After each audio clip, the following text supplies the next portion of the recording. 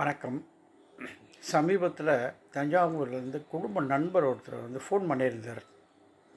வழக்கம் போல் எடுத்த உடனே சொல்லுங்கள் நெற்களஞ்சியமே அப்படின்னு சொல்லி நான் பேசின உடனே, அடையாங்க நீங்கள் வேறு வயிற்றுச்சலை கிளப்பிக்கிட்டு அப்படின்னு சொன்னோடனே ரொம்ப அதிர்ச்சியாக இருந்தது. என்னங்க எப்போவுமே உற்சாகமாக பேசுவீங்க, இன்றைக்கி என்ன வித்தியாசமாக பேசுகிறீங்களே அப்படின்னு சொல்லி கேட்கும்போது, நெற்களஞ்சியம் அப்படிங்கிறது ஒரு காலத்தில் கண்காட்சியில் வைக்கிற மாதிரி ஆயிடுமா என்னமோ, அந்தளவுக்கு நிலைமை மோசமாக போய்கிட்டு இருக்கு. கீழடி மாதிரி ஒரு காலத்தில் தஞ்சாவூர் அப்படின்னு ஒரு இடம் இருந்தது. அங்கே தான் நெல் விளைச்சல் அதிகமாக இருந்தது. தஞ்சாவூருக்கு நெற்களஞ்சியம்னு பேர்லாம் இருந்தது அப்படிங்கிற மாதிரி ஆயிடும் போல் இருக்கு அப்படின்னு சொன்னார். கேட்குறதுக்கு ரொம்ப ஒரு மாதிரி அதிர்ச்சியாக இருந்தது. என்ன சொல்கிறீங்க புரியல எனக்கு, ஏன் இவ்வளோ விரக்தியாக பேசுகிறீங்க அப்படின்னு சொல்லி கேட்கும்போது தான் அவர் சொன்னார், நிறைய பேர் விவசாயம் பண்ணுறதை விட்டுட்டு பணம் அப்படிங்கிற ஒரு குறிக்கோளோடு மாறி போயிட்டு இடத்தெல்லாம் பிளாட்டு போட்டு விற்றுக்கிட்டு இருக்கிறாங்க.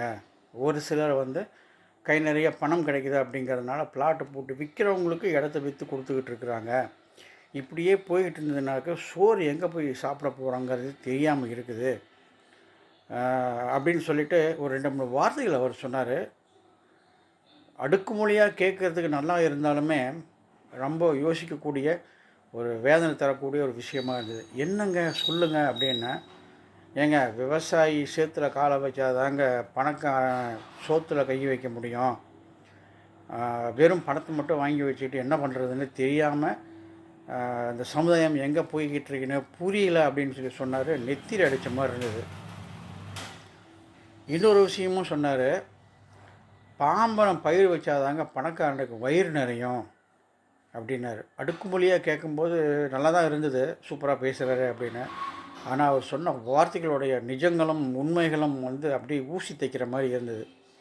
யோசித்து பாருங்கள், இப்படியே போய்கிட்டு இருந்ததுன்னா இப்போவே இந்த கால சந்ததிகளெல்லாம் பழைய கால சிறுதானியங்கள் நிறையா தெரியல, பயிர் வகைகள் தெரியல. இதே மாதிரி எல்லா இடத்தையும் பிளாட்டு போட்டு விற்று பணத்தை வாங்கி வச்சுக்கிட்டு சோறு எங்கே போய் நம்ம வாங்கி சாப்பிட போகிறோம் சொல்லுங்கள்? ஏன் இது யோசிக்காமல் இந்த சமுதாயம் எங்கே போய்கிட்டு இருக்கு?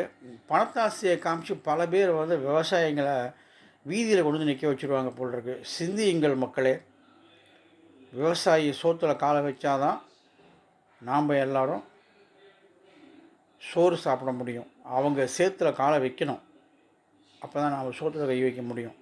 அவங்க பயிர் செய்யணும், அப்போ தான் நாம் வயிறு நிறைக்க முடியும். நாம் மட்டும் இல்லை, அவங்களும் சேர்ந்து. நல்லா யோசிங்க. பணம் எப்படி வேணாலும் சம்பாதிக்கலாம். பயிர் வைக்கிறத இடமும் நிலமும் இருந்தால் மட்டும்தான் செய்ய முடியும். சிந்தியுங்கள், தயவுசெய்து சிந்தியுங்கள். பணம் முக்கியமாக இல்லை. உயிர் வாழ்கிறதுக்கு சாப்பாடு ரொம்ப முக்கியம், சுத்தமான காற்று ரொம்ப முக்கியம். யோசிங்க யோசிங்க யோசிங்க யோசிங்க யோசிங்க, தயவுசெய்து யோசிங்க. வருங்கால சந்ததிகள் சோத்துக்கு திண்டாடுற மாதிரியான ஒரு சூழ்நிலையை கொண்டு விட்டுட்டு நம்ம போகிறதுங்கிறது நல்லதில்லை.